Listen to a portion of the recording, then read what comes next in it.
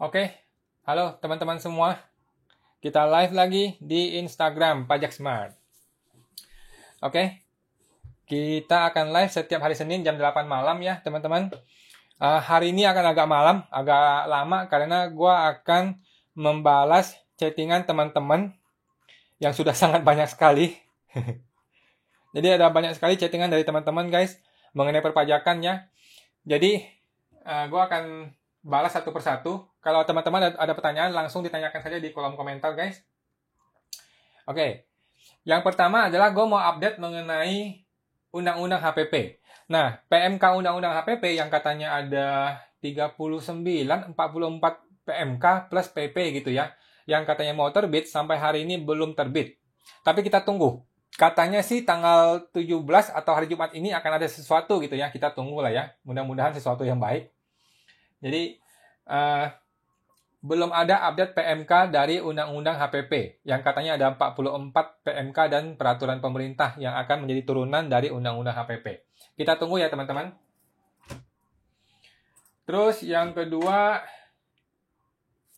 oke, ada pertanyaan dari Bapak Alki22. Saya menerima SP2DK dan surat saya tanggapi secara tertulis, namun sudah 3 bulan saya menunggu respon dari AR, namun tidak kunjung tiba. Apakah ada batas waktu untuk AR menanggapi? Apakah AR wajib apa?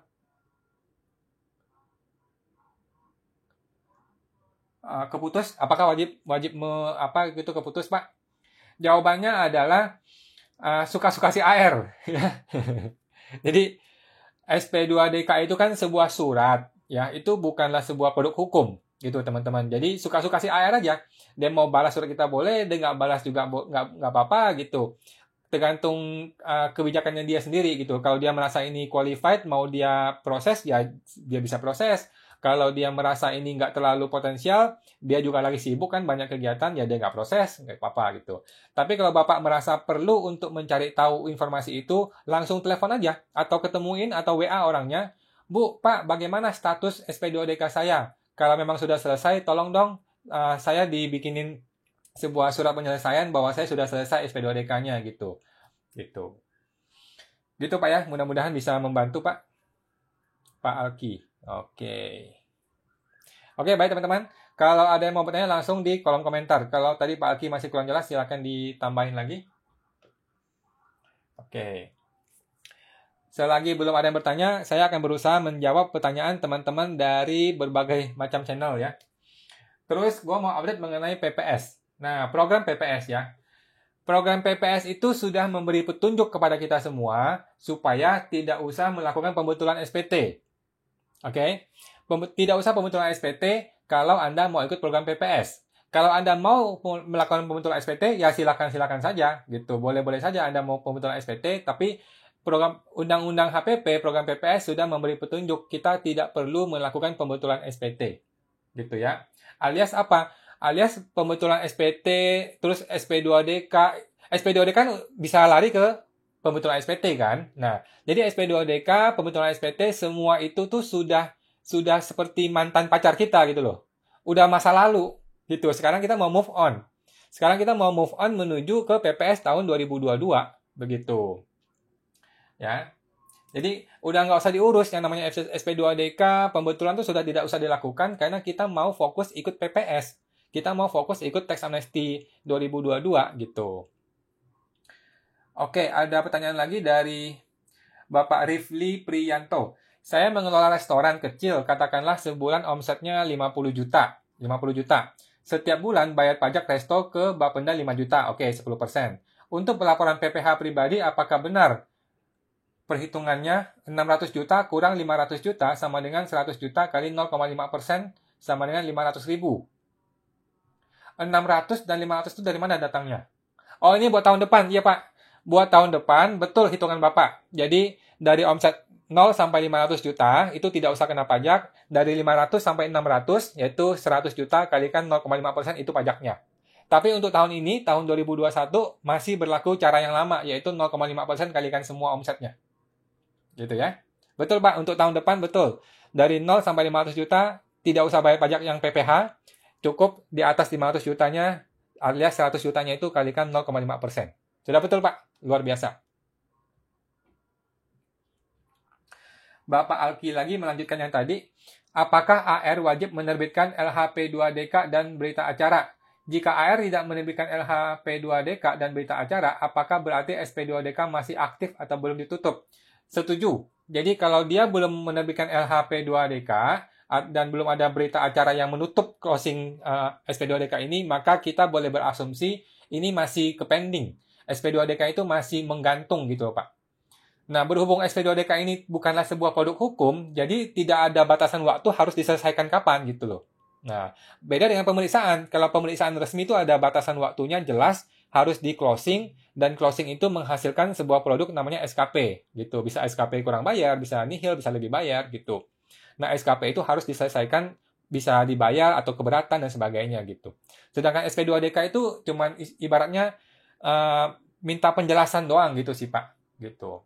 Sebenarnya SP2DK itu sangat bagus ya. SP2DK itu adalah upaya persuasif dari kantor pajak untuk ngobrol sama kita gitu loh. Kita tuh nggak langsung dibilang bersalah, tapi dia pengen tahu dulu nih, ada data seperti ini. Tolong jelaskan dong datanya apa gitu. Nah, jadi SP2DK itu sangat baik buat kita sebenarnya. Buat sarana kita untuk berkomunikasi dengan orang pajak untuk menjelaskan kalau ada perihal data-data yang perlu dijelaskan. Begitu sih. Oke Pak ya, jadi kalau belum ada LHP2DK dan belum ada berita acara penyelesaian, boleh dibilang masih pending. Gitu. Apakah dia wajib menutup itu? Nggak juga sih. Banyak juga SP2DK yang pending terus nggak kelar-kelar gitu. Oke, lanjut. Ada pertanyaan? Bapak. Oke, saya mau disclaimer dulu teman-teman ya. Saya mau disclaimer dulu ya, biar nggak salah ya. Bahwa semua isi dari channel Pajak Smart ini tuh sebenarnya hanya khayalan gua gitu ya. YouTube gua, semua cerita-cerita gua itu hanyalah imajinasi gua gitu ya. Itu bukanlah kajian akademis dan tidak dapat dibuktikan kebenarannya, dan apabila ada nama atau tempat yang familiar, itu bukanlah orang yang Anda kenal itu gitu. Terus yang kita diskusi ini tuh hanyalah diskusi warung kopi gitu ya guys ya. Diskusi warung kopi saja. Ini bukan saran profesional konsultan pajak. Walaupun gua profesi konsultan pajak, tapi sekarang ini saya dalam kapasitas warga negara biasa seperti Anda semua gitu loh. Kita diskusi warung kopi nih, diskusi santai gitu ya. Gitu. Bukan dalam kapasitas profesi saya sebagai konsultan pajak, ya. Semua kata-kata yang saya ucapkan ini tidak dapat dijadikan saran atau panduan bagi Anda untuk melakukan kewajiban perpajakan Anda, ya. Karena saya hidup dalam dunia imajinasi gua, gitu ya, bukan di dunia yang sebenarnya, oke? Jadi apapun yang saya ucapkan, saran itu bukanlah pedoman untuk Anda melakukan kewajiban perpajakan, ya. Itu disclaimer dulu nih biar nggak salah, gitu ya. Oke.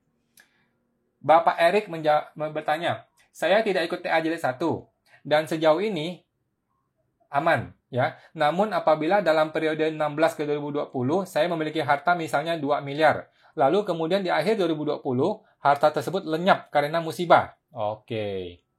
Terus dia bertanya, minta saran, apakah sebaiknya saya tetap melaporkan aset 2M tersebut ikut TA atau tidak perlu? Karena khawatir di kemudian hari petugas pajak mengetahui dari data bahwa saya memiliki harta. Harta tersebut sudah habis karena musibah.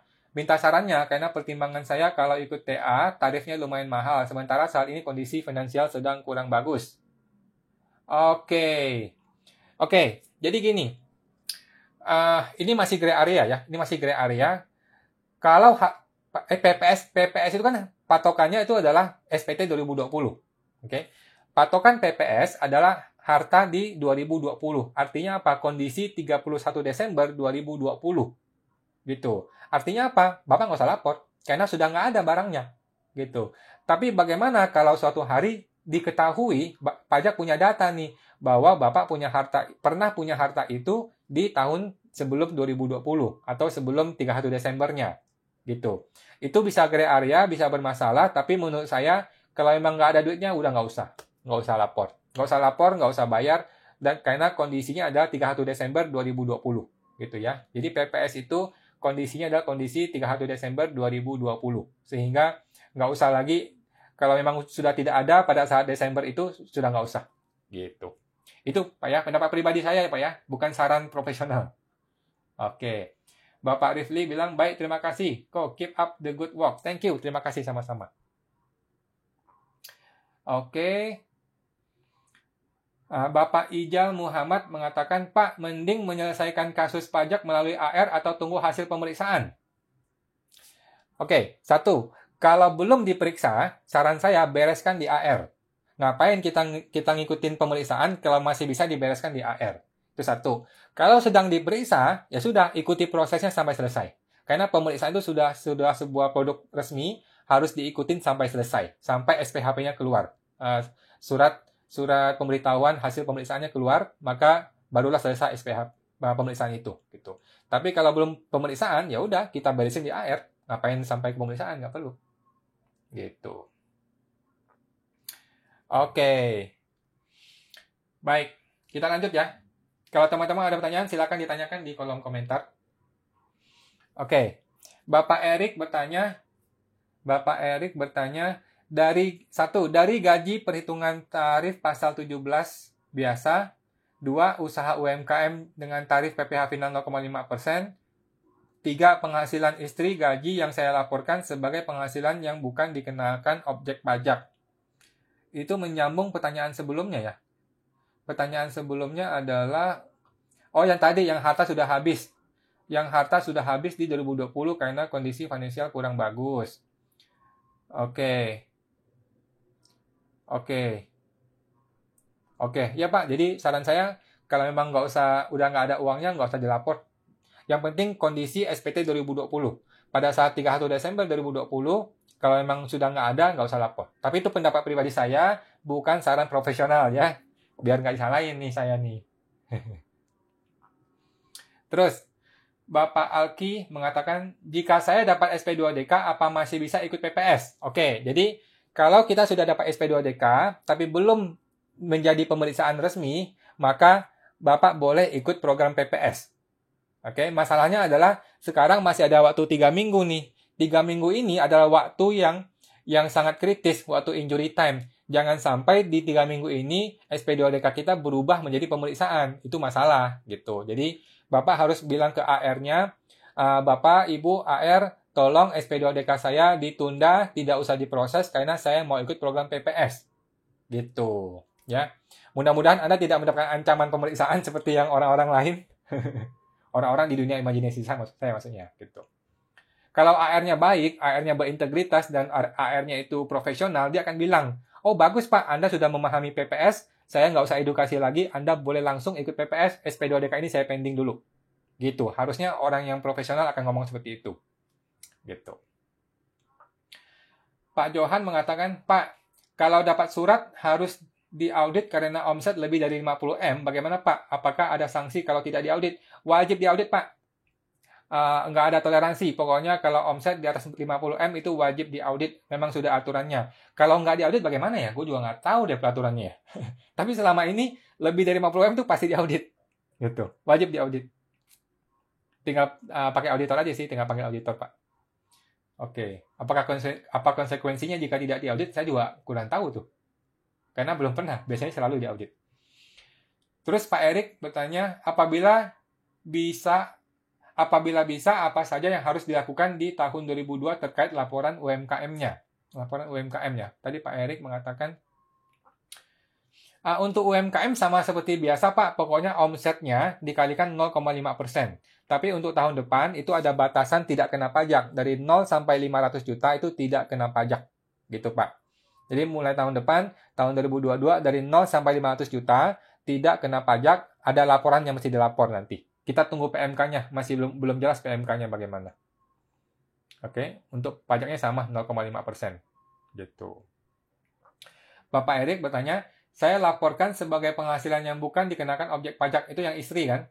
Apabila bisa, apa saja yang harus dilakukan di tahun 2020 terkait laporan UMKM-nya? Oh, sama kan? Jadi UMKM 0,5% seperti biasa. Kalau penghasilan istri masuk sebagai penghasilan bukan objek pajak, itu sudah betul. Gitu teman-teman. Kalau masih ada pertanyaan silakan di kolom komentar ya. Oke. Kalau tidak ada bertanya, saya akan mulai menjawab pertanyaan teman-teman. Jadi di website saya di www.ta202.com itu teman-teman bisa langsung bertanya dari situ, dan banyak sekali yang chatting dan saya kewalahan menjawabnya, tapi satu-satu akan saya jawab. Di YouTube juga banyak sekali yang komentar dan saya akan jawab satu persatu, cuma waktunya pelan-pelan ya. Bapak Alki bertanya, apakah kita perlu daftar sebagai UMKM untuk dapat rate 0,5%? Apa bisa otomatis selama penghasilan di bawah 4,8? Otomatis, Pak. Kalau Bapak adalah punya bisnisnya pedagang, berdagang gitu, maka otomatis bisa menggunakan 0,5% sampai omset 4,8 M. Walaupun Bapak berstatus karyawan di database-nya pajak, nggak masalah. Apapun status Anda, nggak ada masalah. Pokoknya lu bisa langsung pakai 0,5% kalikan omset dagang, kalau Anda berdagang. Gitu ya, Pak. Oke, Bapak Stratowitz tanya ya, Pak, kalau saya dapat hibah rumah dari teman, apakah hanya bayar BPHTB atau pajak progresif? Jawabannya pajak progresif. Hibah hanya boleh diberikan oleh ayah kandung, ibu kandung, atau anak kandung. Atau anak tiri yang sudah disah secara hukum. Udah, gitu aja. Bapak, ibu, anak. Udah, gitu aja. Ya, kalau teman itu bukan hibah namanya, itu namanya hadiah. Gitu, Pak. Kena pajak progresif. Ya. Oke, Pak Erik mengatakan komennya terpotong, soalnya pertanyaannya panjang. Iya. Ya. Silakan Pak, ada lagi. Kalau ditanya lagi silakan. Soalnya tadi kepotong-potong. Gitu, Pak. Oke. Silakan teman-teman kalau ada mau bertanya. Oke.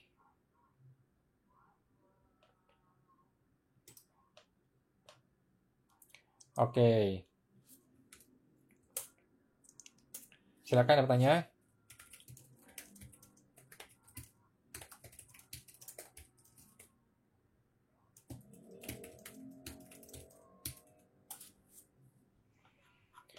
Oke, kalau nggak ada bertanya, gue akan lanjutkan membahas pertanyaan-pertanyaan dari teman-teman via WhatsApp. Via WhatsApp. Aduh, banyak sekali pertanyaannya. Oke. Saya bertanya ya, teman-teman. Saya jelaskan pertanyaan dari orang-orang, tapi saya disclaimer lagi ya guys, ini bukanlah saran profesional, ini tidak bisa dijadikan pedoman untuk Anda melakukan kewajiban perpajakan Anda. Oke? Ini hanya skrip yang gue bikin sebenarnya. Oke? Selamat malam Pak Awan, terima kasih diberi kesempatan bertanya. Saya dengan Bapak siapa gitu. 1. Jika dalam SPT, saya melaporkan penghasilan yang bersumber dari hasil penjualan properti waris. Penghasilan bersumber dari hasil penjualan properti waris. Apakah saya bisa dikenai pajak? Orang tua semasa hidup tidak pernah melapor kepemilikan properti tersebut. Bisa kena pajak, Pak. Jadi sebaiknya Bapak akui waris tersebut dan bayar pajaknya. Jadi kalau Anda menerima warisan, tapi warisan itu belum dikenai pajak oleh orang tua, belum dilapor di SPT orang tua, maka Andalah yang mengakui harta itu. Seolah-olah itu milik Anda sepenuhnya, dan lu bayar pajaknya. Gitu. Oke. Ada bertanya, Ibu Titin, Pak, kalau pedagang, wajibkah meminta faktur dari supplier? Kalau Ibu bukan PKP, masih omset di bawah 4,8 M, maka tidak perlu minta faktur dari supplier. Yang dimaksud faktur itu faktur pajak kan ya. Kalau invoice kan Ibu pasti minta supaya mau transfernya nanti gampang. Tapi kalau faktur pajak tidak perlu, tidak penting. Karena kita bukan PKP, kita tidak perlu pajak masukan. Kita tidak perlu faktur pajak masukan maksudnya. Oke. Bapak Alki bertanya, apakah jual beli kapal kena PPN? Setahu saya kena PPN normal seperti biasa ya, kapal. Kapal itu ada undang-undang khusus. Kapal itu ada undang-undang khusus, kalau nggak salah PPh final 2,5% apa 1,5% gitu deh, untuk kapal ya. Tapi itu PPh. Kalau PPN, seharusnya tetap terkeluar, ada PPN-nya harusnya sih. Gitu. Ibu Agnes bertanya, kalau kita bentuk usaha CV sudah 4 tahun, pakai 0,5%. Apakah di tahun 2022 masih bisa pakai 0,5%? Dan bisakah bebas pajak 500 juta tersebut? Oke, jawaban pertama untuk CV ya. CV itu sudah 4 tahun. Berarti kan 2018, 19, 20, 21. Sudah 4 tahun ya. Maka mulai Januari 2022 sudah tidak bisa pakai 0,5%. Ya, CV itu 4 tahun ya kan. 18, 19, 20, 21. maka Januari 2022 sudah tidak bisa menggunakan 0,5%. Pertanyaannya, apakah PPh 25 sudah harus dibayar? Nah, ini yang masih gray area. Katanya sih tidak perlu, tapi menurut gua lebih aman dibayar aja karena supaya nggak kaget nanti di akhir tahun bayar PPh 25-nya. Gitu. Terus, bisakah bebas pajak 500 juta tersebut? Ini gua masih kurang jelas, sepertinya nggak bisa. Setahu gua sih yang 500 juta itu hanya untuk orang pribadi, gitu. Jadi batasan tidak kena pajak yang 0 sampai 500 juta nggak kena pajak itu hanya untuk orang pribadi. Setahu gua seperti itu, gitu ya. Dan perusahaan nggak bisa pakai, gitu. Setahu saya seperti itu. Oke, Pak Erik bertanya, mungkinkah saya membuat SPT dengan form 1770 polos dan pemasukan saya ada 3 sumber, 1 dari gaji, 2 dari UMKM 0,5%, 3 penghasilan istri gaji. Bisa Pak? Bisa. 1 buah SPT itu adalah lengkap semuanya. Penghasilan dalam negeri, penghasilan luar negeri, penghasilan istri, penghasilan dividen, sewa, penghasilan dari UMKM 0,5%, semuanya ada di situ. Oke? 1 paket SPT 1770 adalah berisi seluruh penghasilan kita. Tidak perlu yang lain-lain lagi. 1 paket, 1 SPT situ lengkap. Gitu ya. Bapak Alki bertanya, apakah jika perusahaan membeli mobil bisa dimasukkan dalam penyusutan aset sehingga bisa mengurangi pajak penghasilan dari laba? Jawabannya bisa, Pak. Bisa. Perusahaan beli mobil, terus penyusutannya jadi biaya. Memang boleh seperti biasa. Cuman kalau mobilnya itu mobil sedan atau mobil direksi, maka itu hanya 50% saja atas penyusutannya yang boleh dibiayakan. Oke. Lanjut. Bu Siane Hendrawati. Jika ada surat SP2DK terkait faktur pajak 000, apakah bisa ikut program PPS? Karena faktur tersebut dibuat oleh sales yang nakal dan kita nggak beli barang tersebut. Jawaban pertama adalah bisa ikut PPS kalau belum diperiksa, Bu. Kalau belum dalam kondisi SP2, surat pemeriksaan resmi. Ya. Jadi kalau masih SP2DK saja, belum surat resmi, Ibu bilang ke AR-nya dan kirim surat resmi, memohon supaya saya diizinkan ikut PPS, tolong SP2DK ini tidak usah diproses. Ya, memohonnya tidak memaksa, gitu. Memohon kepada AR, tolong dong SP2DK saya ini tidak usah diteruskan karena saya mau ikut program PPS. Begitu. Nah, mengenai faktur pajak itu dibuat oleh sales nakal, nanti dijelaskan aja kepada si AR-nya itu. Gitu. Gitu ya, Bu Siana. Memohon saja supaya kita ikut PPS dan SP2DK itu sudah mantan, sudah lupakan. Jadi sekarang ini sudah tidak relevan kita membahas SP2DK itu tahun 2020, 19, dan sebelumnya itu udah nggak relevan. Karena kita mau move on. Kita mau move on kepada PPS, di mana PPS itu memberi petunjuk supaya kita tidak usah pembetulan SPT 2020 ke belakang.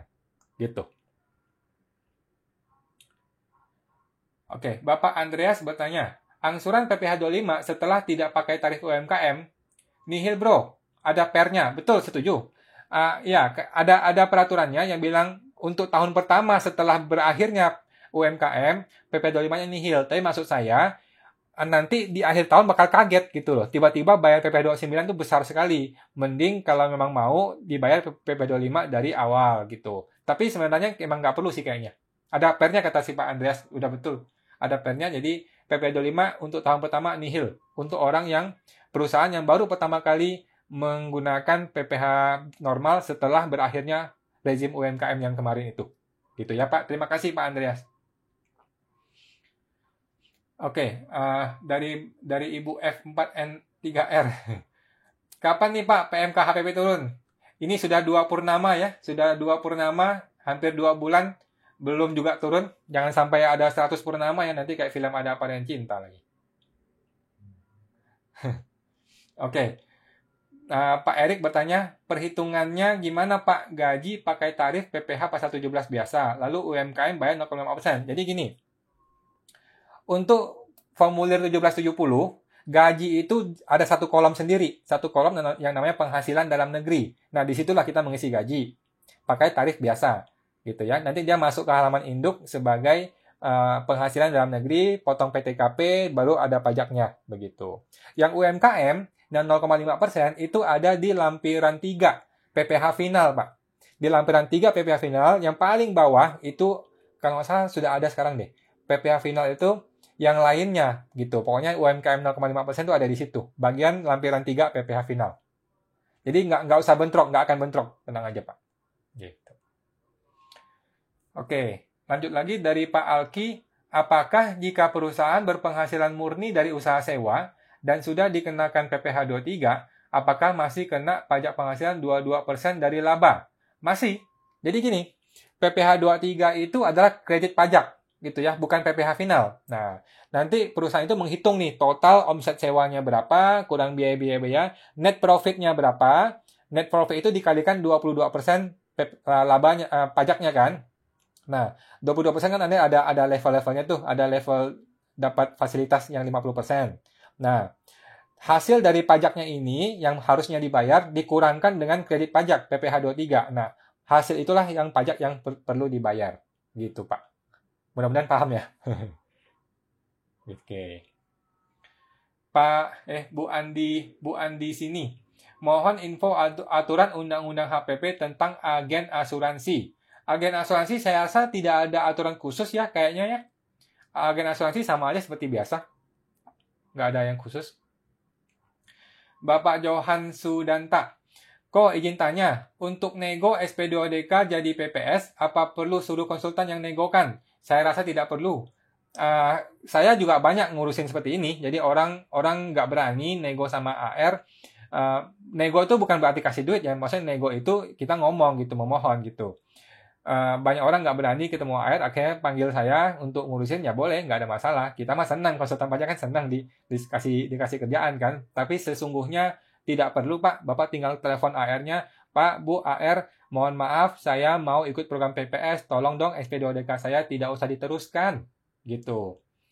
Kenapa? Karena saya mau mendukung program Ibu Sri Mulyani, saya mau mendukung programnya Pak Jokowi, yaitu program PPS di Undang-Undang HPP. Jadi tolong dong SP2DK ini tidak usah dilanjutkan lagi, karena setelah saya ikut PPS, maka semua SP2DK ini akan gugur dengan sendirinya. Gitu. Memohon ya teman-teman, bukan memaksa. Karena kemarin saya dibilang sama AR, kok maksa kita gitu. Oke, Bapak F4N3R. Pak, kalau rumah sudah lunas cicilannya 2019 atau 2020, tapi AJB kemungkinan baru bisa 2022. Bagaimana? Apa masuk ke PPS 2022 atau tunggu AJB, Pak? Mana yang paling aman? Masukin ke PPS tahun 2020. Jadi, jangan lihat AJB, tapi lihatlah kenyataannya. Kenyataannya, faktanya, uangnya sudah keluar. Gitu ya. Faktanya, uang itu sudah keluar di 2020. Maka di 2020, barang itu sudah kita akui sebagai barang kita. Gitu ya. Gitu, Bu. Jadi, nggak usah nunggu AJB. Nggak usah nunggu AJB. AJB-nya yang salah. Harusnya kan AJB di awal harusnya. Bukan di belakang. Jadi, AJB-nya yang salah. Jangan ikutin AJB. Ikutinlah fakta sesungguhnya. Uangnya sudah keluar di 2020 dan harta itu sudah kita miliki di 2020. Nah, de facto ya. Faktanya sudah kita akui. Jadi, akui di 2020. Oke. Bapak Junahdi Cendra bertanya, apakah pelaporan harta yang diperoleh di bawah 2015 dan kita mengikuti PPS bagian 1, skema 1, apakah nanti pajak kita akan dipermasalahkan dari tahun 2016 sampai 2020? Jawabannya iya. Oleh karena itu, Bapak harus ikut double PPS. Ikut skema 1, ikut juga skema 2, Pak. Ya, jangan sampai salah. Ikutlah skema 1 dan skema 2. Oke, jangan sampai cuma skema 1, skema 2 ketinggalan, salah ya, Pak. Jadi, ikut skema 1 yang 2015, ikut jugalah skema 2 yang 2016 ke 2020. Gitu, Pak.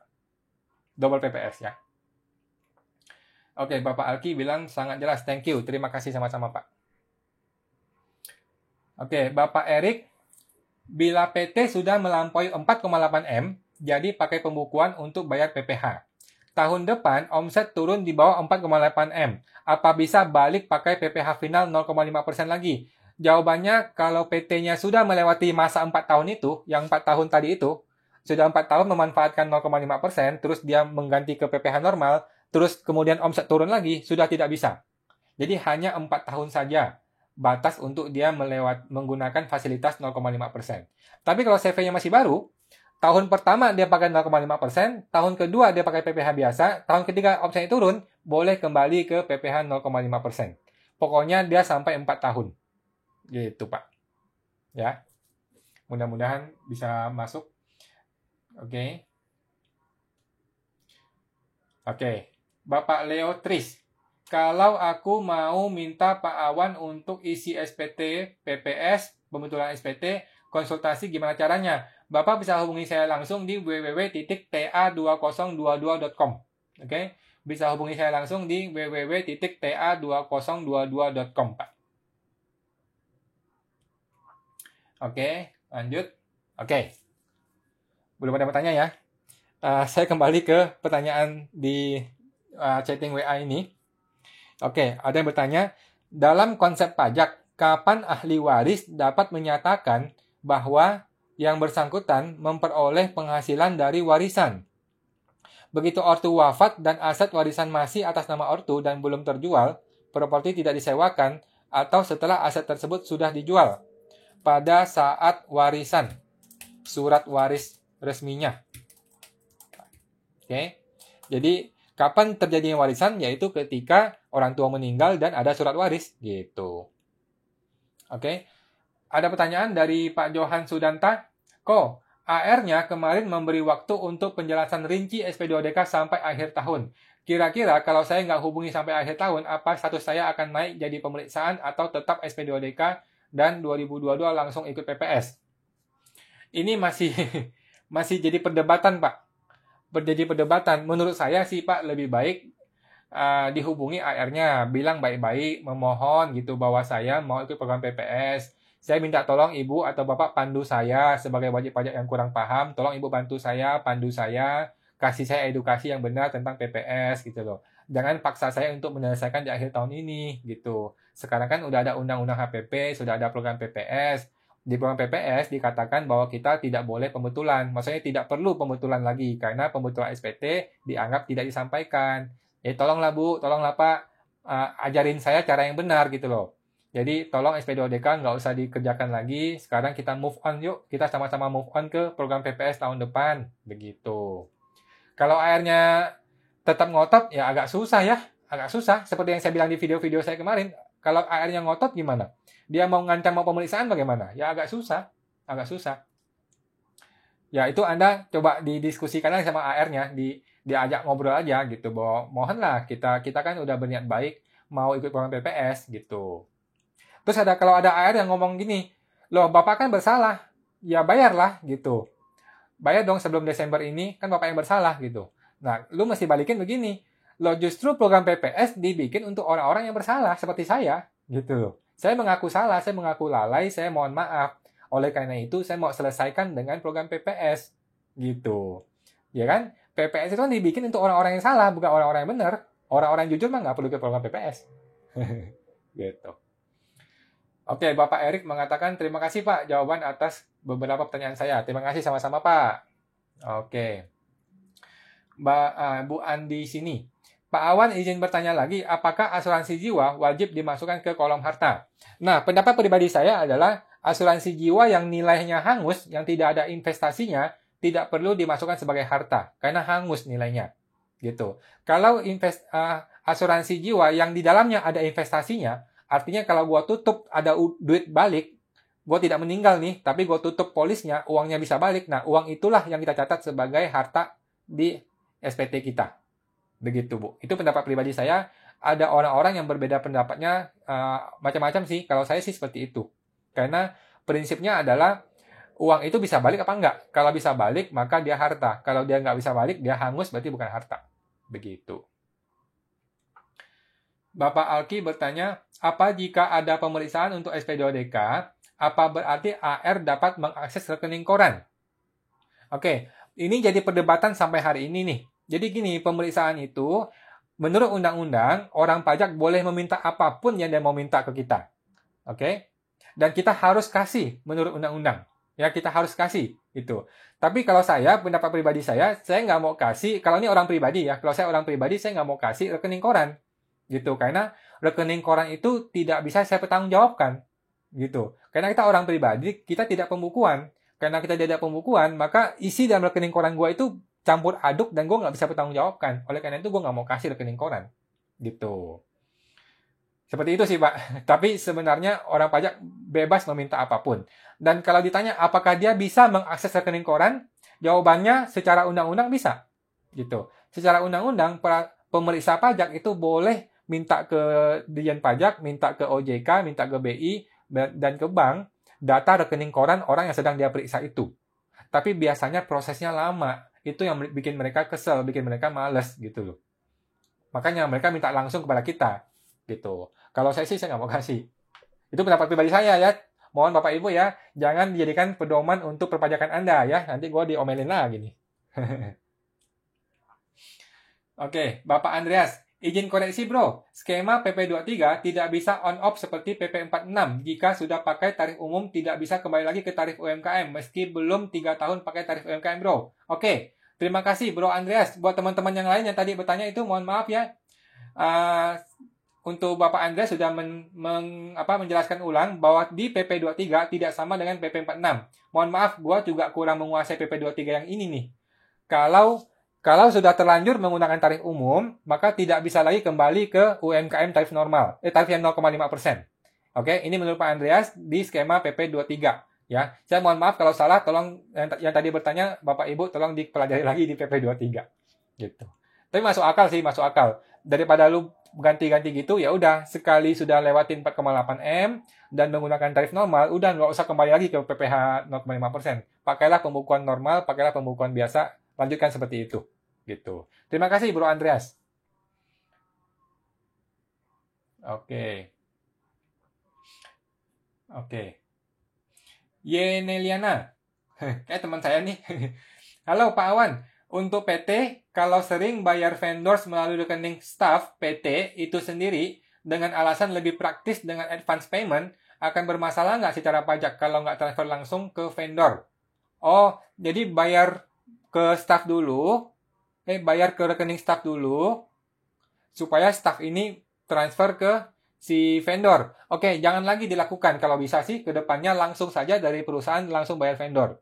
Atau, kalau rekening si staff ini mau dimiliki oleh perusahaan, boleh. Jadi, rekening staff ini dipakai oleh perusahaan, hanya khusus untuk perusahaan. Boleh, nggak apa-apa. Tapi jangan dipakai untuk pribadinya dia. Gitu. Jadi, khusus untuk satu buah rekening atas nama orang pribadi ini, dipakai oleh PT, oleh perusahaan, untuk keperluan perusahaan. Udah. Dan rekening ini dilapor di SPT-nya si perusahaan itu sebagai hartanya dia, sebagai asetnya dia. Rekening ini. Ya, menurut saya sih boleh-boleh aja. Nanti kalau orang pajak tanya kan, kenapa rekening pribadi dipakai? Ya untuk tujuan kepraktisan aja gitu. Karena kalau rekening PT itu repot, mesti pakai cek, pakai giro, terus pakai VPN segala macam, agak repot. Kita untuk memudahkan pakai rekening pribadi. Nggak masalah. Yang penting rekening pribadi ini jangan dipakai untuk pribadi, full dipakai untuk perusahaan, dan dilapor ke perusahaan sebagai asetnya perusahaan itu. Oke, terima kasih, Bu Yeneliana. Oke, lanjut. Ibu Siandayani. Kalau pada tahun 2020 pakai perhitungan normal, dan tahun 2021 juga sama, apakah boleh tahun 2022 ikut final 0,5% dan gimana caranya untuk perubahan dan usaha sewakan untuk perlengkapan baby. Usaha untuk perlengkapan baby. Oke, tadi oleh Bro Andreas sudah disampaikan, menurut PP23, kalau sudah pakai tarif normal, sudah tidak bisa lagi kembali ke PPh 0,5% yang umum. Jadi, sementara kita mengacu kepada pendapatnya Bro Andreas, karena saya kurang yakin dengan pendapat saya. Dia mungkin lebih benar. Gitu ya. Jadi, menurut PP23, kalau sudah terlanjur menggunakan PPh normal, sudah tidak bisa kembali ke UMKM 0,5%. Gitu. Jadi, lanjutkan aja PPh normalnya seperti biasa. Gitu ya, Bu Siandayani. Gitu. Pak Andi, malam Pak. Mekanisme ikut PPS yang versi ikut SBN itu apa sudah ada? Atau belum ada mekanismenya? Sampai sekarang belum ada Pak. Kita tunggu 2 purnama lagi ya. Jadi, pemerintah tuh lagi pusing, di kantor pusat ya lagi pusing bikin semua aturan-aturan yang untuk menunjang PPS ini gitu loh. Nanti kan SBN itu serinya seri khusus, jadi nggak bisa beli sukuk yang biasa, harus seri khusus. Nanti bunganya juga bunga khusus gitu. Jadi spesial, nggak bisa sembarangan gitu Pak. Kita tunggu ya PMK-nya Pak, sama-sama. Kita tunggu, katanya sih tanggal 17 ini akan ada sesuatu ya. Kita mudah-mudahan tunggu ada kabar baik. Bapak F4N3R, Pak tanya lagi, kalau ada rumah yang sudah AJB Oktober 2021 dan mau dilaporkan di SPT 2021. Apakah aman?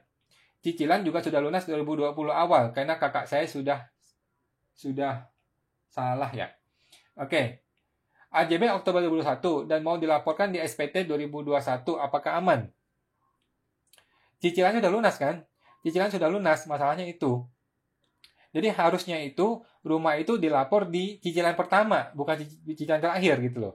Rumah itu harus dilapor di cicilan pertama gitu. Nah, sekarang kalau sudah terlanjur begini, terserah ibu sih mau lapornya bagaimana. Kalau mau lapor ke 2021 juga boleh sih, enggak. Cuman nanti 2021 kan harta jadi tiba-tiba naik kan. Jadi tiba-tiba di 2020 tidak ada rumah ini, 2021 muncul rumah ini. Jadi naik nih rumah, jadi jauh harganya. Ya kalau sesuai dengan penghasilan sih nggak apa-apa. Gitu. Mesti cek dulu penghasilannya di 2022 ini berapa, 2021 ini berapa. Kalau penghasilannya cocok dengan nilai rumah ini sih masih oke sih, menurut saya. Kalau penghasilannya nggak cocok, nggak bisa, mesti lapor mundur. Atau pindah ke program PPS. Cuman lumayan ya program PPS bayarnya. Oke, dari F4N3R. Sudah salah pemahamannya. Nunggu AJB baru lapor. Iya, dia sudah terlanjur salah paham kan, nunggu AJB baru lapor gitu. Sekarang daripada pembetulan SPT ya udah masukin ke SPT 2021 aja gitu sih. Tapi kan kalau masukin SPT 2021 nilai hartanya melonjak tinggi gara-gara satu rumah ini. Agak risiko. Kalau nggak cocok dengan penghasilan nggak bisa, buang ke PPS, lempar ke PPS gitu. Neliana, terima kasih Pak Wan, terima kasih. Alki, Pak Alki, jika perusahaan transfer ke vendor, tapi vendor tersebut tidak menerbitkan faktur ya, jadi tidak ada pengenaan pajak. Apakah dibolehkan transfer tersebut menurut perpajakan? Oke, kalau dia tidak terbitkan, maksud Bapak faktur itu faktur pajak ya. Kalau yang dimaksud faktur pajak adalah kalau dia bukan PKP, dia nggak buka faktur pajak, ya nggak ada masalah, berarti sudah benar. Tapi kalau dia PKP, kita tahu dia PKP dan dia tidak buka faktur pajak, ini resiko di kita nanti masalah, gitu, ada resiko, ya. Sebaiknya sih kalau kita berhubungan dengan PKP, minta faktur pajak, gitu sih. Nanti bahaya di kitanya kalau kita nggak ada faktur pajak kita bayar gitu. Oke. Ibu Titik Surjati. Malam Pak, kalau UMKM OP jasa ekspedisi, UMKM orang pribadi jasa ekspedisi, dan dipotong PPh pasal 23, apakah bukti potong tersebut dapat dikreditkan? Atau sudah menjadi omset, sudah termasuk pengurangan PPh 23 tersebut, jadi tidak perlu dikreditkan lagi? Bisa dikreditkan Pak, dan perlu dikreditkan. Jadi kalau dia OP jasa, bukan UMKM yang 0,5%, maka kan dia pakai norma tuh.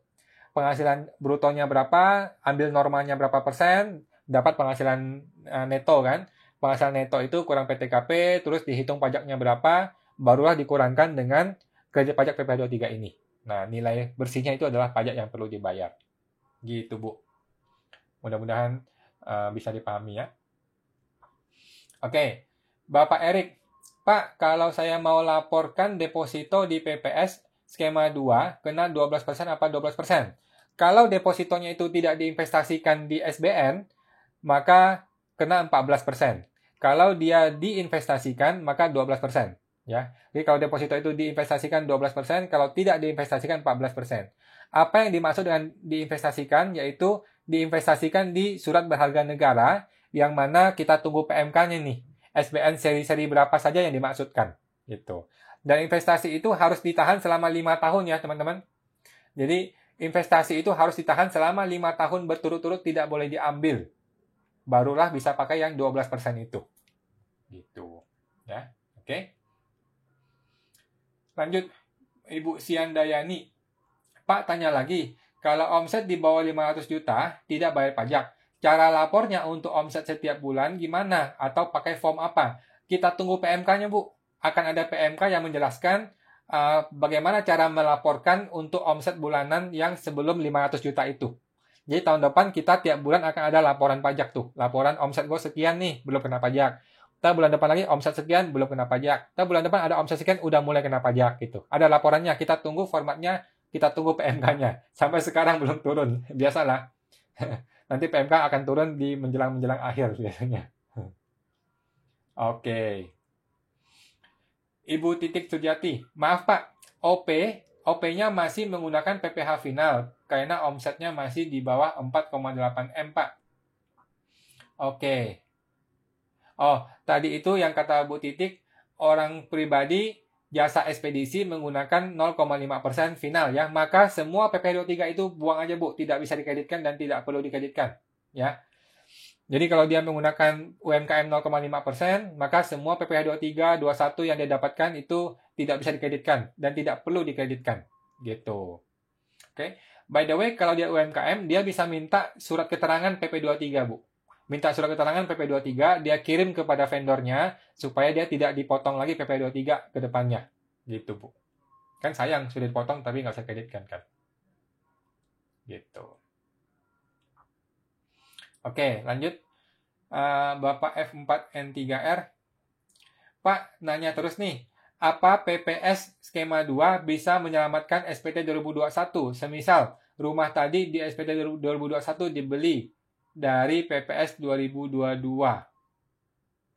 Gimana? Apakah PPS skema 2 bisa menyelamatkan SPT 2021? Semisal, rumah tadi di SPT 21 dibeli dari PPS 2022. Bisa. Jadi, kita ikut PPS nih. Ikut PPS melaporkan ada uang senilai 1 miliar di 2020 contohnya.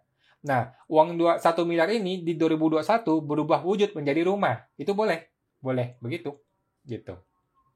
Jadi kalau Anda punya rumah atau punya apa yang dibeli di 2021, mengakui ada uang di 2020 sebelumnya, bahwa uang itu dari program PPS, uang itu nanti dipakai untuk belanja di 2021 boleh.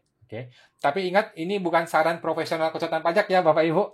Ini hanya diskusi warung kopi ya teman-teman semua ya. Jangan menjadi pedoman untuk Anda lapor pajak. Ibu Titik bilang, oke Pak, sudah jelas. Terima kasih Pak. Sama-sama Bu. Bapak Erik, seharusnya kalau sudah PPh final 0,5% bisa minta SKB PP 23. Jadi tidak dipotong PPh 23, tapi emang repot sih. Betul. Jadi dia minta SKB. Sekarang nggak usah pakai SKB kalau nggak salah. Pakai surat keterangan. Surat keterangan PP 23 yang bisa diambil di DJP online. Di KSWP-nya diminta permohonan surat keterangan. Suket ya. Suket PPh 23. Nanti suket PP 23. Nanti suket itu sudah resmi sehingga dia tidak usah dipotong PPh 0,5 PPh 23 lagi oleh vendornya. Sepengetahuan saya seperti itu ya. Gitu. Ibu Agnes bilang, thanks Pak Awan edukasinya. Terima kasih Bu, sama-sama. Oke. Ada lagi pertanyaan dari Pak Junahdi Chandra. Pak Awan, kalau ikut double PPS, apa yang mesti dilaporkan di PPS kedua? Gimana caranya ya Pak Awan? Oke. Ini saya jelaskan lagi bahwa ini bukan jawaban konsultan pajak ya. Ini hanya diskusi warung kopi ya. Anda lapor aja. Kalau emang tidak ada lagi yang mau dilaporkan, lapor aja ada uang tunai 1 juta rupiah. Bayar 14%, 140.000 gitu ya. Tapi ini bukanlah saran profesional konsultan pajak ya Bapak Ibu. Ini diskusi warung kopi gitu ya. Jadi cuman diskusi saja ya teman-teman. Gitu Pak. Terus F4N3R. Makasih banyak Pak, selama ini kurang edukasi. Jadi salah semua. Oh ya, terima kasih Bu, sama-sama. Ya, oke, baik teman-teman. Kalau ada pertanyaan silakan lagi dilanjutkan.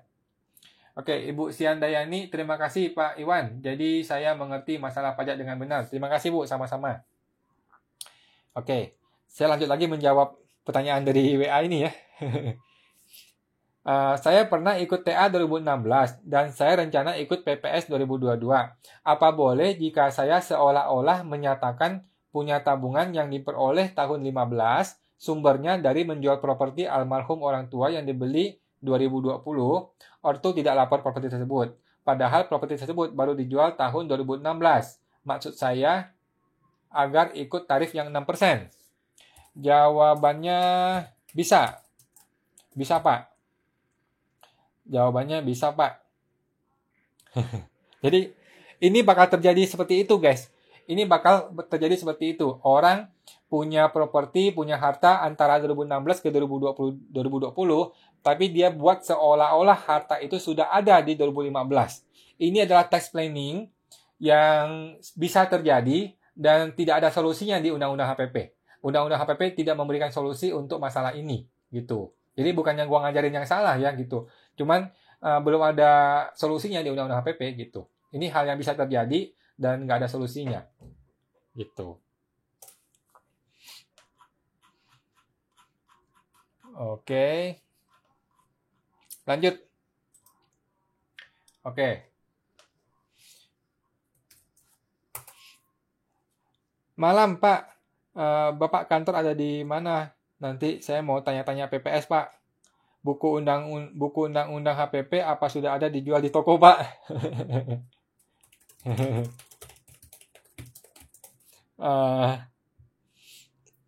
Undang-undang HPP bisa di-download di internet, Pak. Di Google bisa. Nggak perlu beli buku ya, teman-teman. Kalau mau tahu undang-undang HPP, tinggal cek di Google, tinggal download. Oke, lanjut. Oke, saya akan kembali menjawab pertanyaan-pertanyaan orang ya, teman-teman. Kalau ada yang mau bertanya, silakan langsung di kolom komentar. Oke.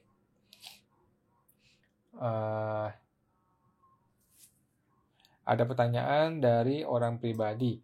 Untuk cukup ya, Pak, 2 tahun. Apa nggak terlalu cepat, Pak, ditambah lagi? Bisa diatur ke...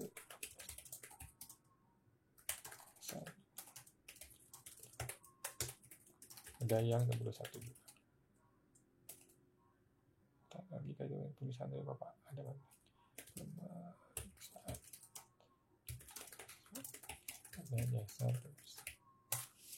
Oke, gitu ya teman-teman.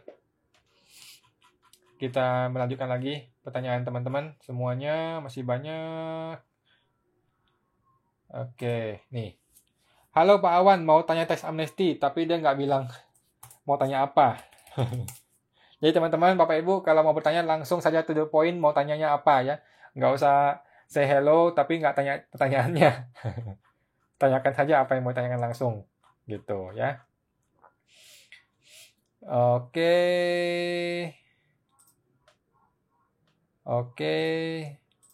Masih ada pertanyaan lagi?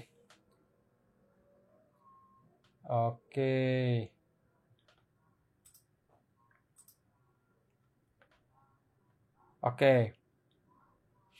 Ada yang bertanya, Ibu Agnes, Pak Awan, kalau kita dikasih warisan dari kakek, apa kena pajak atau bebas pajak? Oke, pertama, warisan hanya boleh dikasih oleh 1 derajat, yaitu bapak, mama, dan anak. Tidak boleh kakek, nggak boleh cucu.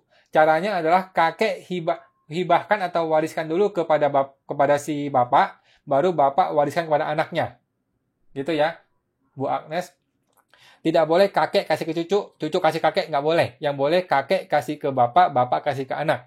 Jadi dibikin 2 kali transaksi, 2 kali warisan, gitu ya. Sedangkan warisan itu sendiri adalah warisan yang tidak kena pajak, bebas kena pajak, tetapi sering jadi masalah ketika warisan itu belum dilapor di SPT orang tua. Biasanya sih kalau saya saranin orang untuk akui aja deh itu penghasilan kita, gitu. Bapak Erik, kalau ikut PPS, nanti dapat sertifikat atau apa ya sebagai bukti bahwa kita ikut PPS. Nah, sekarang kita ikut PPS kan metodenya online. Kita lapor online, nanti ada namanya bukti penerimaan surat, BPS. Ya, bukti penerimaan surat bahwa kita sudah ikut PPS. Gitu. Apakah bentuknya itu sebuah sertifikat atau sebuah BPS biasa atau sebuah BPE, kita nggak tahu juga. Karena sampai sekarang belum jelas tuh, IT-nya masih belum jadi. Sulit, mereka setengah mati tuh di kantor pusat bikin softwarenya ya. Oke. Bapak Suherman, saham berapa persen Pak Awan? Tanya, gimana Pak? Saham berapa persen? Maksudnya apa nih? Bapak Yetirta Jaya, malam Pak, mau tanya apa resiko kalau nggak ikut perbaikan TA15 di double PPS 2022? Nggak ada resiko sih Pak, kalau waktu di TA 2015, Bapak sudah lapor semua hartanya, nggak ada yang ketinggalan, maka tidak usah ikut yang skema 1.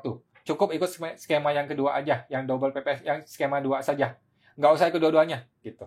Jadi kalau TA pertama itu sudah selesai, sudah dilapor semua, yakin, sudah aman, nggak usah ikut lagi. Cukup yang skema 2 saja. Gitu, Pak. Ibu Andi sini, Pak Awan, mohon jelaskan pasal 31E PPh Badan. 31E. 31E itu yang ini kan, yang diskon 50% ya. Itu penjelasannya agak susah. Intinya, kalau orang punya omset sekian besar, 5M, 10M gitu ya, terus labanya sekian gitu, maka laba ini nggak langsung kena 22%, tapi sebagian saja yang kena 22%, sebagian lagi dapat fasilitas diskon 50% gitu. Metode hitungnya bagaimana mesti cek Google dah. Lebih paham kalau Google kan ada rinciannya tuh. Nanti lebih paham kalau di Google. Gitu, Bu. Oke. Bapak F4N3R, mohon petunjuk Pak biar tidak masalah apa tuh? IGNE. Oke, mohon maaf nggak jelas itu Pak. Oke, Bu Nur Hasniarif. Pak Awan, waktu TA yang pertama ada harta berupa tanah. Sudah dilaporkan. Akan tetapi tahun 2019 dijual. Dan uangnya dibelikan tanah lagi. Gimana cara pelaporannya? Oke. TA pertama sudah ada tanah. Tanah itu sudah dilaporkan sudah dilaporkan, tetapi tahun 2019 dijual dan uangnya dibelikan tanah lagi. Nah, pertanyaannya di SPT 2020, tanah yang baru ini dilapor apa enggak, Bu? Nah, kalau di SPT 2020 tanah ini belum dilapor, maka solusinya adalah tanah ini ikut ke PPS. Itu cara pertama. Cara kedua adalah lakukan pembetulan SPT. Tinggal pilih aja, mau pembetulan SPT, laporkan tanah ini, atau mau ikut PPS, laporkan tanah itu juga. Kalau PPS bayar, kalau pembetulan nggak usah bayar. Gitu. Oke? Udah jam 9. Oke, teman-teman. Lanjut. Oke.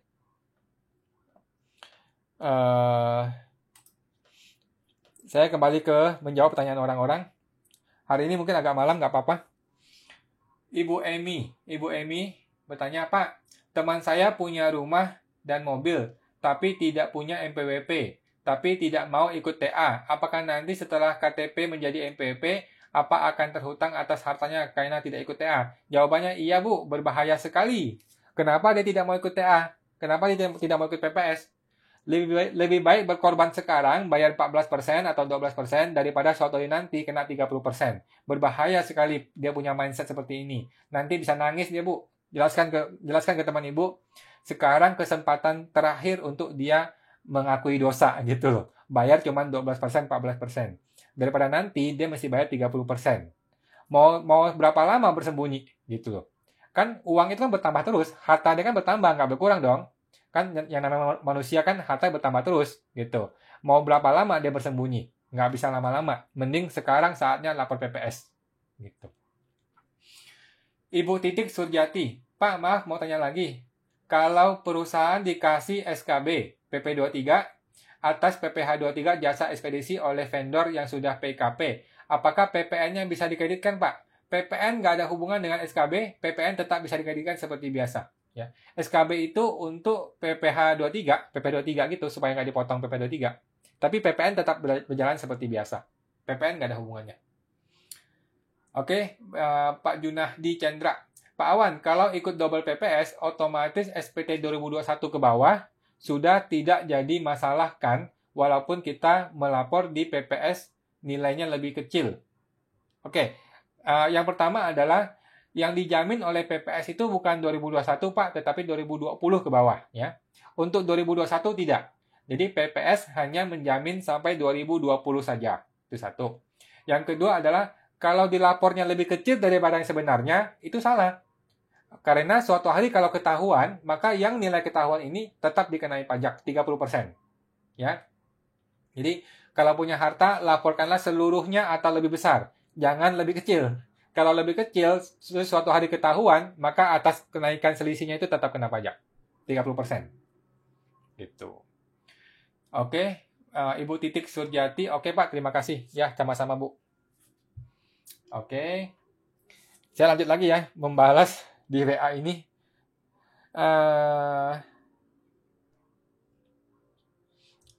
Oke, maaf baru balas. Oke. Saya tinggal buat PPS 2015 mencantumkan uang tunai gitu ya. Oke. Jadi sama nih kasusnya. Orang punya apartemen dan sebagainya di tahun 2020 ke 16, tapi dia mau lapor seolah-olah itu uang tunai di 2015, ya. Nah, kemudian dia buat PPS-nya supaya dapat yang 6% atau 8% gitu. Kemudian dibuatlah seolah-olah uang itu dipakai untuk beli properti di antara 2016 ke 2020, seperti itu gitu ya. Ini tax planning yang mungkin terjadi, tapi ini tidaklah benar sebenarnya. Mungkin terjadi, dan Undang-Undang HPP belum memberi solusi untuk hal ini. Gitu ya. Oke. Oke. PPS 2015 dan PPS 2020 bisa disubmit barengan atau harus ada jeda waktu? Bisa barengan. Oke. Jadi double PPS bisa barengan ya teman-teman. Tapi kita masih menunggu. Kita masih menunggu PMK-nya untuk petunjuk teknisnya. Oke, untuk petunjuk teknisnya kita masih menunggu ya. Tapi apakah bisa disubmit berbarengan? Bisa. PPS skema 1 dan skema 2 itu disubmit berbarengan. Oke. Maksud saya, apakah harus tunggu PPS 2015 disetujui dulu baru submit PPS 2020? Enggak. Bisa langsung. Bisa langsung, Pak. Oke. Pasti aman ya, Pak? Menurut Undang-Undang HPP aman sampai dengan 2020. Kecuali ditemukan ada harta baru yang belum dilapor. Gitu. Jadi kalau masih ada harta ya masalah, jangan. Saya khawatir sudah kadung bayar 8% di PPS 15, terus dipermasalahkan dan harus bayar lagi 14% di PPS 2020. Gitu. Kan amsyong katanya. Ya betul sih. Oh ya Pak, di PPS 15 untuk tahun perolehan uang tunainya kapanpun nggak masalah, asal sebelum 2015 kan ya? Iya betul. Pakai 2015 saja. Oke. Maaf loh Pak Awan, pertanyaan saya banyak. Katanya nggak apa-apa Bu, santai. Nggak apa-apa Pak, santai. Oke, lanjut. Oke, tadi ada pertanyaan lagi. Oke. Ibu Siandayani, Pak, kalau CV kan masa pajak final 4 tahun. Jadi di tahun 2022 pakai perhitungan normal sebagai omset sebab omset di bawah 4,8. Ini Ibu bertanya atau memberi informasi? Kalau bertanya, setahu saya sih tidak pakai norma ya. Norma itu hanya untuk orang pribadi. Kalau perusahaan itu pakai pembukuan langsung. Jadi pembukuannya berapa laba bersihnya itulah yang kena pajak. Begitu Bu. Tapi kalau Ibu memberikan informasi ya mungkin seperti itu, saya kurang tahu juga. Setahu saya sih harusnya pakai pembukuan biasa, nggak pakai norma. Norma itu untuk orang pribadi. Gitu. Ibu Andi sini, di PPS ini apakah harta di luar negeri bisa dilaporkan? Bisa. Luar negeri itu kalau dia dibawa pulang, maka dia sama seperti dalam negeri. 6%, 8%, 12%, 14%. Tapi kalau dia tidak dikembalikan ke Indonesia, maka dia pakai tarif yang ketiga tuh, yang 11% dan 18%. Gitu ya, Bu Andi sini. Oke. Pak Erik, PPh final UMKM itu harus lapor per masa bulanan ya Pak? Iya, setahu saya begitu. Nanti bulan tahun depan, kita akan lapor PPh final UMKM setiap bulan. Untuk mengetahui omset kita berapa per bulannya. Jadi dia akan track berapa omset kita. Begitu melewati 500 juta, maka sudah harus bayar pajak. Dari mana Anda bisa tahu? Dari laporan kita tiap bulan. Gitu, Pak. Oke. Silakan kalau masih ada yang bertanya lagi. Oke. Saya akan menjawab lagi dari WA ya. Malam Pak Awan, saya mau menanyakan. Saya dapat SP2 Dekal dari bulan September untuk 3 tahun ke belakang. Tadinya saya mau bayar dengan cara cicil sampai tahun depan. Tadinya diiyakan sama AR-nya. Tapi di minggu ini, mereka menekan saya harus bayar dan kalau tidak bla bla bla. Seperti kebanyakan orang, Saya lihat YouTube-nya Pak Awan, jadi saya tahu bahwa pada Undang-Undang HPP dan PPS, saya mau ikutin itu. Menurut Pak Awan gimana ya? Terima kasih. Oke, 1. Buat surat balasan resmi. Buat surat balasan resmi memohon agar diizinkan ikut PPS dan SP2DK-nya mohon dipending.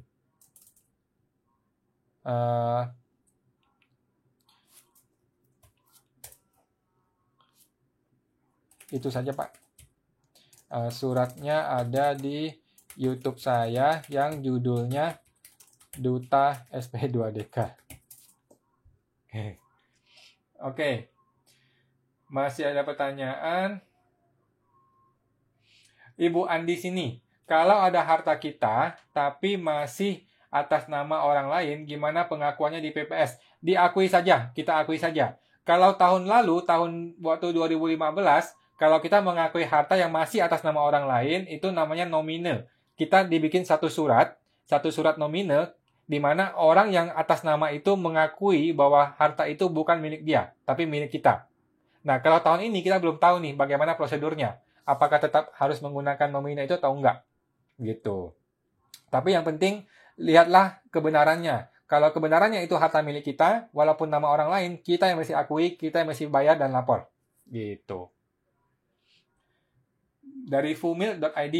Bang Awan, saya berminat dong menjadi binaan Bapak untuk jadi konsultan pajak. Ya, terima kasih Pak, Bu. Nanti ya, tunggu coaching saya. Coaching saya belum jadi. Nanti akan saya kasih tahu, mudah-mudahan di Desember deh. Saya ada coaching untuk ngajarin orang cara jadi konsultan pajak gitu. Oke, Bapak Erik, kalau omset suatu bulan nggak ada penjualan harus lapor juga. Nah, ini kita belum tahu nih. Sepertinya sih harus. Jadi pokoknya tahun depan tuh tiap bulan UMKM tuh lapor aja. Lapor omsetnya berapa, terus akumulasi dari bulan sebelumnya berapa, terus sehingga berapa pajak yang mesti dibayar. Seperti itu Pak, tapi kita belum tahu nih PMK-nya nih. Kita tunggu PMK-nya terbit. Bagaimana sih format lapornya? Kita tunggu nanti. Gitu. Oke Pak. Oke. Lanjut ya, ada pertanyaan lagi dari teman-teman. Malam Pak Awan, kalau melaporkan uang tunai, apakah kita harus menunjukkan rekening koran sebagai pembuktian bahwa uang tunai itu nyata adanya? Malam Pak, maaf baru balas. Ini dalam rangka mau ikut PPS ya Pak.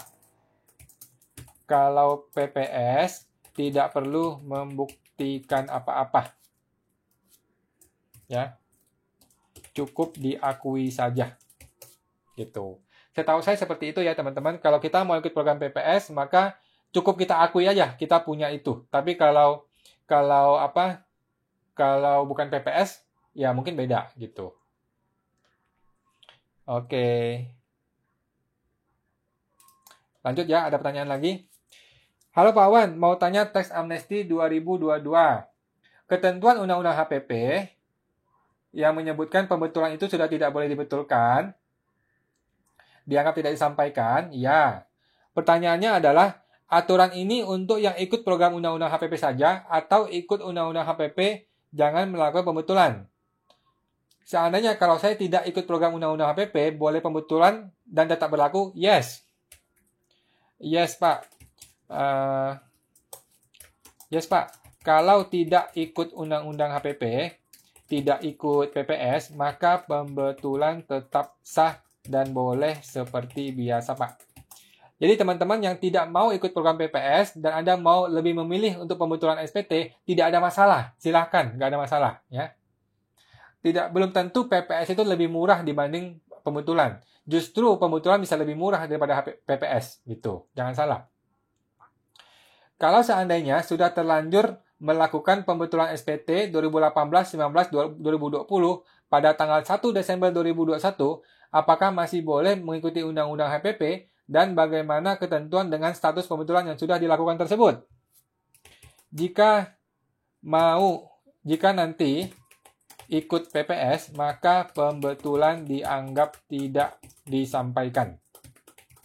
Jadi kembali mengacu pada SPT normalnya yang 2020. Ya teman-teman, jadi kalau Anda sudah terlanjur ikut melakukan pembetulan SPT, terus kemudian ikut PPS tahun depan, maka SPT yang sudah dibetulkan itu dianggap tidak dilaporkan, dianggap tidak disampaikan alias percuma. Gitu. SP2DK apakah wajib kalau tiba-tiba dapat pemeriksaan pajak tanpa SP2DK? Apakah sesuai aturan? Seharusnya ada SP2DK dahulu, Pak. Tapi saya ada dengar juga ada beberapa kasus yang langsung jadi pemeriksaan tanpa SP2DK. Kayaknya sih ini oknum ya. Jadi ada beberapa kasus orang yang tiba-tiba diperiksa, nggak ada angin, nggak ada hujan, tiba-tiba diperiksa gitu. Tapi ya kita nggak bisa salahin juga orang pajaknya sih ya. Kita nggak tahu juga sih bagaimana persisnya. Siapa tahu dia sudah kirim SP2DK tapi nggak nyampe gitu kan. Kadang-kadang alasannya itu. Gitu. Oke teman-teman, lanjut. Saya akan tanya lagi. Oke. Silakan kalau masih ada yang bertanya. Oke.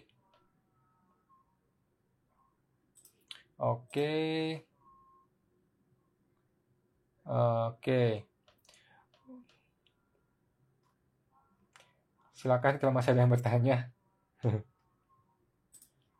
Selamat siang Pak Awan, mau tanya. Saya tanggal 28 Juli dapat SP2DK. Oke. Dan 8 September ada hasil klarifikasi Fiskus dengan wajib pajak tidak sama. Hasil wajib pajak suruh dibayar oleh AR dan sudah dibayar. Sudah beres nih dibayar. Tanggal 9 Desember dapat surat lagi. Panggilan dalam rangka pertemuan sehubungan dengan pemeriksaan lapangan. Diminta data-data tahun 2017. Apa yang harus saya lakukan padahal saya akan ikut program PPS? Coba cek lagi Pak. Apakah benar sudah terbit SP2? Surat perintah pemeriksaan. Jika iya, maka pemeriksaan harus diselesaikan dengan cara biasa. Dengan cara biasa Pak. Barulah boleh ikut PPS. Oke, atau minta pemeriksanya untuk menunggu.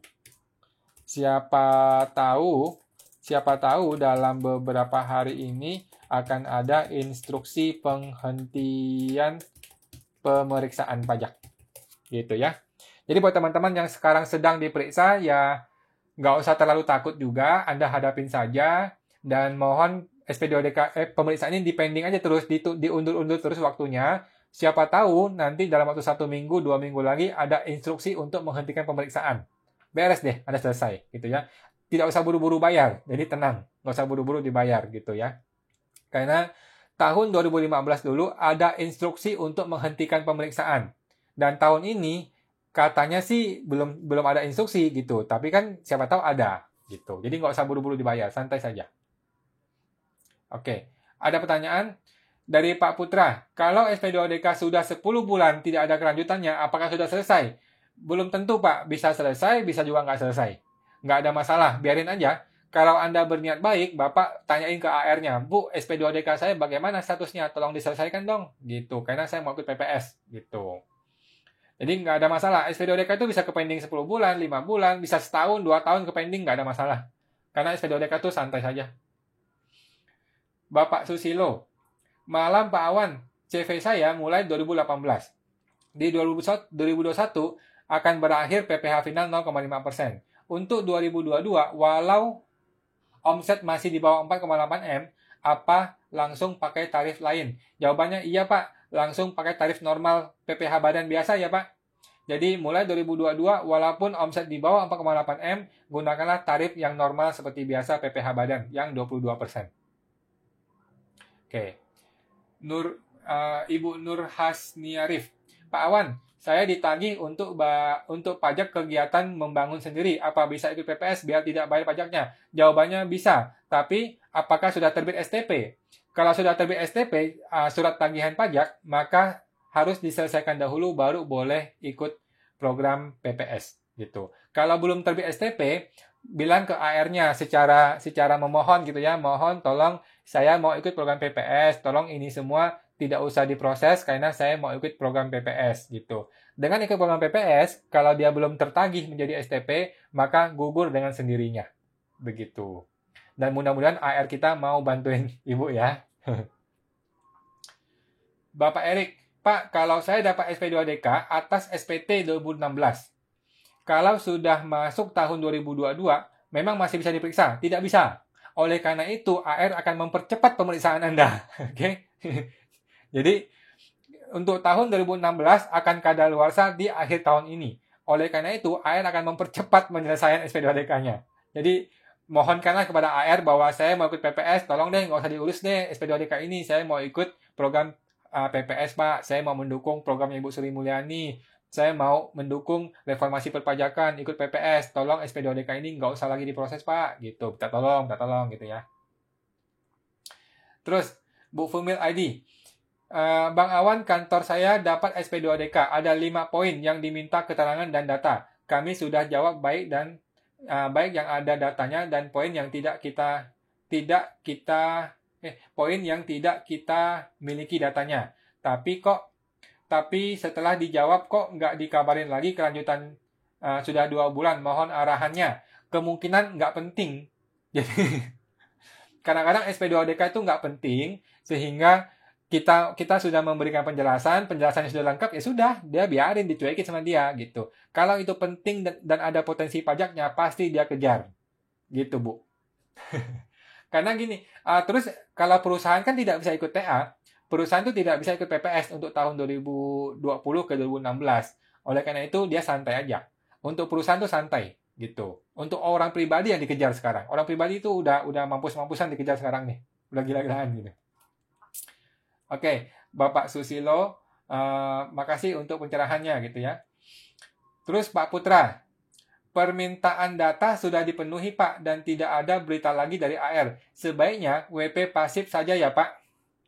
Ini ragu-ragu, kalau kita pasif, kita takut diperiksa. Tapi kalau kita aktif, kita juga takut malah gara-gara aktif diperiksa gitu kan. Kalau menurut gue sih cuekin aja Pak. Karena waktu tinggal 3 minggu ya. Tanggal 1 Januari jam 00.01 Anda semua lapor PPS gitu ya. Tanggal 1 Januari 2022 jam 00.01 Anda semua submit PPS. Jadi aman gitu. Oke. Ibu Emi. Pak, kalau PPN membangun sendiri dibayar tahun ini 2%, tapi kalau ikut PPS pajaknya berapa persen? Kalau ikut PPS maka semua pajak PPN, PPH semua tidak usah bayar. Gitu. Jadi PPS itu hanya bayar pajak PPH final atas harta tambahan yang dilaporkan. Selain itu, PPN, PPH semua nggak usah dibayar, walaupun ada temuan dan sebagainya. Yang penting belum jadi pemeriksaan, yang penting belum muncul STP atau tagihan pajak yang sudah resmi gitu. Gitu. Bapak Erik, tapi untuk perusahaan seperti SPT tahun 2016 yang dipermasalahkan keluar SP2DK juga tidak bisa diperiksa lagi tahun 2022. Jawabannya iya. Jadi 2016 itu kadaluarsa, udah nggak menarik. Jadi 2016 tuh pasti dikejar sekarang, pasti disuruh beresin sekarang Desember. Kalau dia sampai lewat, udah nggak dapat. Terus Ibu Siandayani, Pak Awan, kalau CV tahun 2021 kalau CV tahun 21 masa pajak final habis dan tahun 22 kembali normal. Cara bayar PPh 25 gimana hitung pajaknya? Oke, tadi menurut dari Bro Andreas sudah dijawab bahwa PPh 25 itu nihil dulu. Jadi tahun pertama, jadi pergantian dari CV UMKM menjadi CV yang normal, yang biasa, itu PPh 25-nya 0 dulu sampai Desember. Nanti di tahun depannya, di tahun 2023, ketika bikin SPD tahunan, barulah muncul PPh 29, barulah bisa dihitung PPh 25-nya berapa. Gitu sih, Bu. Tadi katanya Pak Andra seperti itu, dan sepertinya seperti itu lebih cocok sih. Jadi di tahun pertama, PPh 25-nya 0 sampai Desember. Nanti di tahun depannya baru dihitung PPh 29-nya berapa, dibagi 12, itulah PPh 25-nya. Oke, lanjut. Bapak Angga, teman saya ketahuan ada deposito besar banget. deposito ini nggak dilaporkan di SPD tahunannya. Apa bisa ikut PPS? Jawabannya bisa. Masih belum muncul SP2DK. Kalau belum muncul SP2DK, kok bisa ketahuan? Oke, maksudnya cuma dikabarin doang oleh AR-nya gitu ya. Oh, bagus. Kalau belum ada SP2DK, baru dikabarkan doang, kasih tahu ke AR-nya. Terima kasih Pak, terima kasih Bu. Saya akan lanjutkan dengan mengikuti program PPS. Terima kasih banyak gitu. Ya, nggak usah didebat, nggak usah diproses. Saya akan ikut program PPS gitu. Bu Andi sini, kantor saya UMKM PPH Final. Dapat SP2DK 2017, ada temuan kesalahan laporan keuangan dan diminta bayar 65 juta. Padahal UMKM Final, tapi kok lihat laba rugi. Oke, ini perusahaan kan Bu ya, Andi ini ya. Untuk perusahaan ini mesti dianalisa lagi nih. Mungkin yang dia kejar PPH 21, PPH 23 gitu kali ya. Kalau PPH 23 memang tetap terhutang. Jadi untuk perusahaan-perusahaan yang sudah menggunakan PPH final, dia nggak bisa kejar PPH atas omset, tapi dia bisa kejar PPH 21, PPH 22, PPH 23, PPH sewa gitu, masih bisa kejar gitu. Nah, mungkin seperti itu, Bu. Coba dicek lagi dari orang AR-nya, apa yang dia permasalahkan, hitungannya bagaimana bisa muncul 65 juta itu. Gitu. Kemungkinan sih PPH 23, 22, 21 sih. Oke, Bapak Angga bilang dapat surat cinta dari AR-nya. Ya, kalau sudah dapat SP2DK, masih boleh ini sih. Bilang aja kalau saya mau ikut PPS, dimohonkan, diizinkan untuk saya ikut PPS, sehingga SP2DK ini tolong nggak usah diproses lagi, saya akan ikut PPS. Gitu. Oke ya, mudah-mudahan bisa membantu teman-teman. Saya akan berusaha lagi menjawab lagi beberapa pertanyaan, mungkin bisa. Oke.